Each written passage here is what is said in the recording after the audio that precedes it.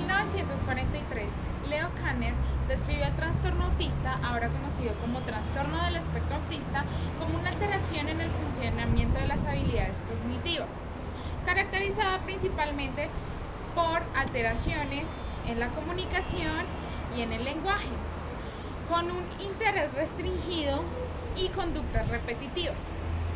Se estima que empieza alrededor de los 30 meses y no se debe a enfermedades progresivas, alteraciones epilépticas o de privaciones sociales.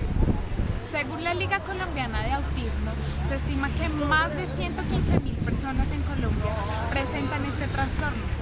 Así que vamos a conocer un poco más de este trastorno en profundidad y vamos a tener como invitadas dos profesionales sobre este tema para que nos cuenten un poco sobre este trastorno. La clasificación del trastorno del espectro autista según el DSM-4 y la etiología. Para eso nos acompaña Gabriela. En la clasificación de estos trastornos encontramos el primero, que es el trastorno autista, que se caracteriza por un desarrollo claramente anormal y de la interacción social y de la comunicación. Las personas que presentan este trastorno tienen un repertorio muy restringido de actividades e intereses.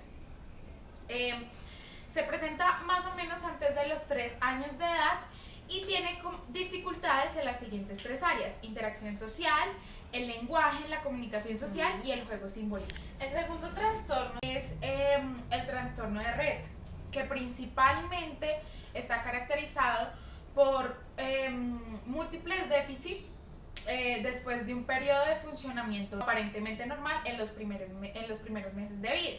Se da, por ejemplo, pérdida de habilidades manuales, en la coordinación, pérdida en la implicación social, pero todo esto después de ya haber adquirido estas habilidades o de haber tenido un funcionamiento normal durante los 5 y los 30 meses de edad. Otra clasificación de este trastorno es el trastorno de Asperger, el cual se caracteriza por la presencia de conductas, intereses y actividades restringidas y estereotipadas. Este trastorno afecta la vida social y laboral del paciente y muchas otras áreas importantes, pero principalmente la dificultad se da en el área social. Otro de los trastornos que encontramos en esta clasificación es el trastorno desintegrativo infantil, el cual se caracteriza por una regresión importante en múltiples áreas o actividades posteriores a los 2 años de edad y anteriores a los 10 años. Hay una pérdida clínicamente significativa en las habilidades ya adquiridas. La última clasificación del DSM-4 es el trastorno generalizado del desarrollo no especificado, que se da en niños entre los 3 y los 4 años de edad, los cuales sus padres manifestaron una sintomatología que no es suficiente para dar un diagnóstico específico, porque presentan trastornos en la conducta social, en la comunicación verbal, en el lenguaje, en el desarrollo del lenguaje, en los patrones inusuales de comportamiento, en los trastornos motores. En principio, más o menos a partir de los años 60 se hablaba de una condición innata de los trastornos del espectro autista. A partir de esto se llevaron a cabo investigaciones en el área biológica para confirmar dichas hipótesis. Aunque estas investigaciones no arrojaron datos muy concluyentes, sí sirvieron para delimitar nuevas líneas de investigación y para dejar en claro que algunos trastornos genéticos o algunas anormalidades no son básicas, no son específicas de los trastornos del espectro autista, pero sí son básicas en A partir de esto fueron los 4 los campos en los que se llevaron a cabo investigaciones sobre la etiología de los trastornos del espectro autista. El primero de ellos son las lesiones cerebrales. Allí se hablaba de fallas y de anomalías morfológicas en el tallo cerebral, en el cerebro y en el cerebelo. Otra base importante para la etiología fueron los reportes preconceptivos, prenatales y perinatales. Se llevaron a cabo investigaciones en estas áreas de estudio y se encontró que había relación entre el autismo y los padres con antecedentes en los que se exponían a toxinas químicas, tenían historiales de abortos previos al embarazo y también casos de infertilidad. También se habló de las condiciones genéticas. Esta área enfatizó su relación en que ciertos trastornos genéticos pueden dañar el sistema nervioso central del individuo y a la vez generar fenotipos autistas. Finalmente se habló de las teorías psicodinámicas que planteaban o exponían a los padres como los generadores de los trastornos.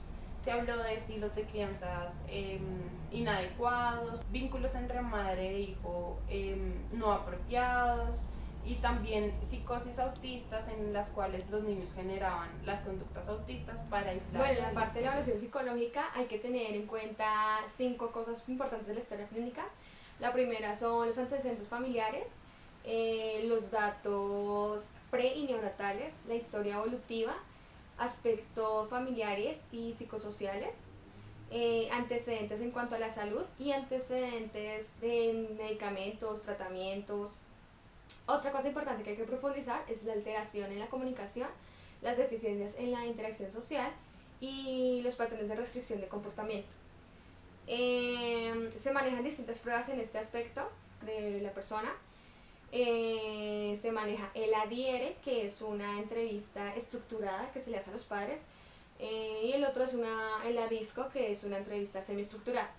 Por otra parte, se manejan pruebas de codificación del comportamiento presente en el autismo. Acá se ve la 2G, que es cuando se pone al niño en una situación de interacción social, en un juego o en un diálogo. La otra es la CARS, que es el profesional donde puntúa el desvío del comportamiento normal. La otra es la GARS, que es donde se mide la gravedad de los síntomas del niño. Y por último son las pruebas las pruebas cognitivas, que se utiliza la ya conocida escala de Wechsler, de inteligencia de Wechsler, donde se mide el nivel de inteligencia del niño.